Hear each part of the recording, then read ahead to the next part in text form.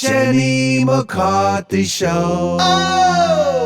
I watched the show and I was so pleasantly surprised. I think I was like everybody else where you go, oh no, how are they going to recast like a great cast, original cast? Yeah. Like the OG, it's always hard. And they did it. You guys are fabulous. You're everything I wanted it to be and even more. Thank you. So congratulations, like fabulous Avengers. Who's the funny guy in the group? Jonathan.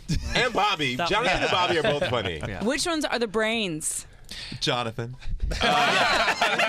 Jonathan. No, everyone's really smart and funny. We're all smart. Yeah. Who's the smooth talker? Oh, Karamo. Hey.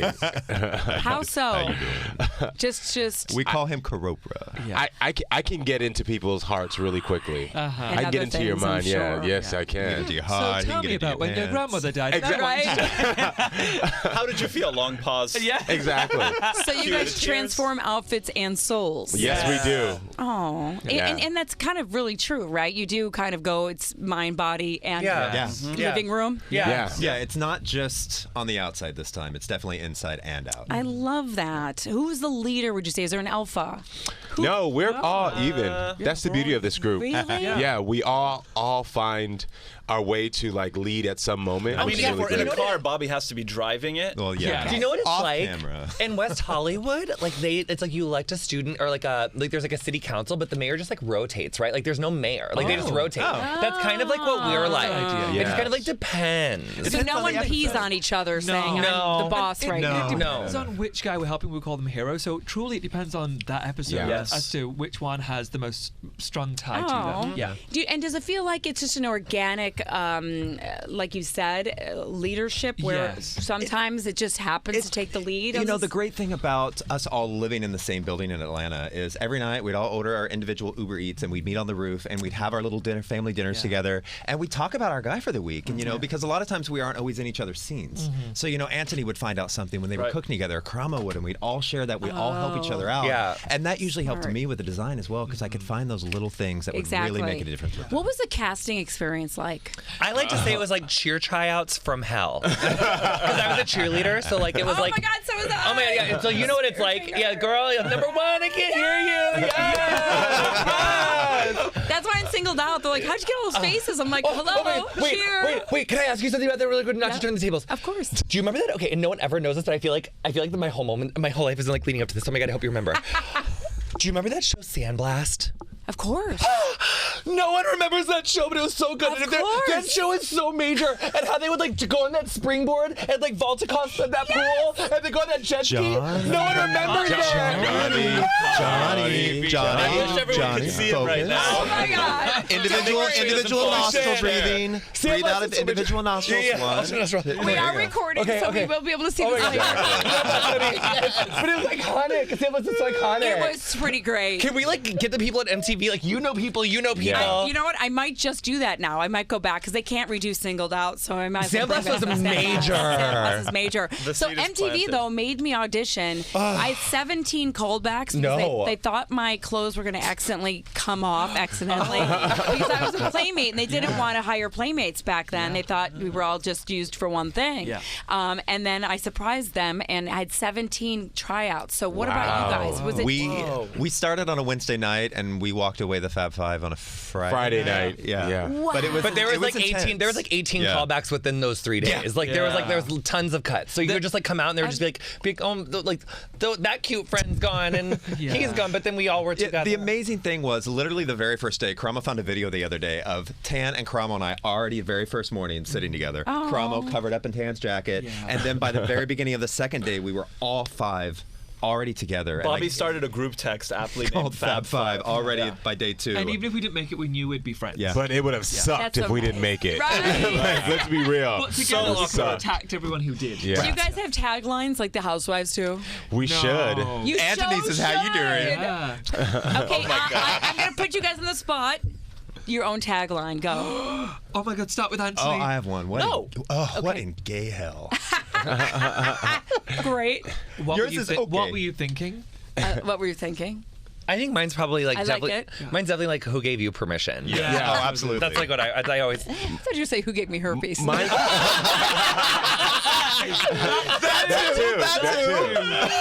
too.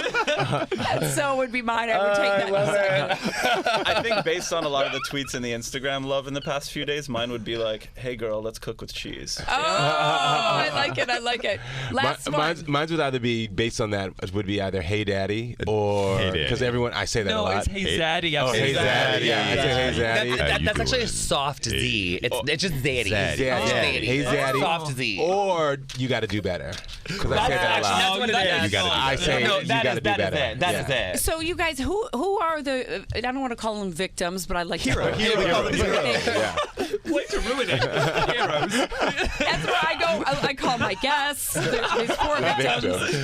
Who are the heroes? Who are you saving? Like, who needs it? Regular men, America. average men, but actually not just men. So anybody who truly needs the support, the love, and somewhat of a confidence boost, we're there to help those people. Are they asking for it, or people write in and say, "Help my friend"? Usually they're nominated. Yeah, but both. Yes, But also, I mean, one of Remy, who we love, one of the show creators was like getting Joe Malone stuff. Yeah, I was getting like Joe Malone stuff, and met Remy's mom because she worked at the Nordstrom counter at the mall, and and she was like, this like house, like he's like they just had like a little heart to heart, and then like that's how we did his makeover. So it's very organic. But like we're like, who do you know that needs a makeover? And she's like, my son does. And then they started texting us pictures of that house, and we were like, oh yes. But also casting did a really phenomenal job, finding these people, because although a lot of these guys, in this iteration of it are very different than we are, and they have different political ideology, but at the same time they still have that humanity, and these are people who you really love. They're all lovable. Well, that's what I want to hear. You know what I mean? Like with people that were homophobic, because when the show first came out, people were scared that we're going to try to find guys that like real men that didn't want to have guys make them over. Right. Yeah. I think society has changed, thank God. But you're finding, like you said, people different political backgrounds, but who are human, loving people. But the thing is sometimes it was surprising to me, like, and I said this before, one of the things people miss is that like half of the episodes, the guys say, we never would have included gay people in our lives. And so to hear them say it after we've made them over, you're like, wow, you realize there's really a backslide in this country right now. At the end of the Firehouse, he was like, I really, truly love these guys. Yeah. And before this, we would have never welcomed them. And he meant it. Yeah, he meant really it. did mean and it. so it's beautiful to see that like we're really changing people's hearts. Yeah. And Oh I my think God. that's the beauty of going to the South. These are people who never interacted with gay men. Right. And now they're like opened up. Tanny, go. To make it about us or big ourselves up, but they cast people who were truly loving and kind and would lead with humor and heart. So it was easy for them to fall in love with us because we were so open. We weren't aggressive. We weren't offended by certain things that they would get wrong. I mean, some of them couldn't use the correct terminology. We were fine with that. Yeah. We were there to help, not hinder. But I think I'm aggressively myself. I'm aggressive too. We're aggressive. We're in the South. This wasn't in New York like the first time. So we had to learn a lot about these people and their environments and what they needed as well. It's a two-way street. Yeah, we went in knowing that no matter what they said, we were going to do all we could to help them. Yeah. Because I can imagine, like, for instance, I'll give you a good example. My dad, Vietnam vet, old school. I mean, everybody loves my dad. I've had him on the show. But he's Archie Bunker. You know what I mean? And if I would, back in the day, I would have, if I was younger, he'd be like, they're going to turn me gay. Yeah. You know what I mean? That is like old school. Yeah. Now, since I've introduced him to my life, I've gotten famous. I've had my gay hairdresser for 15 years. Yeah. He cries. Who's rocking it, by the way? Thank you.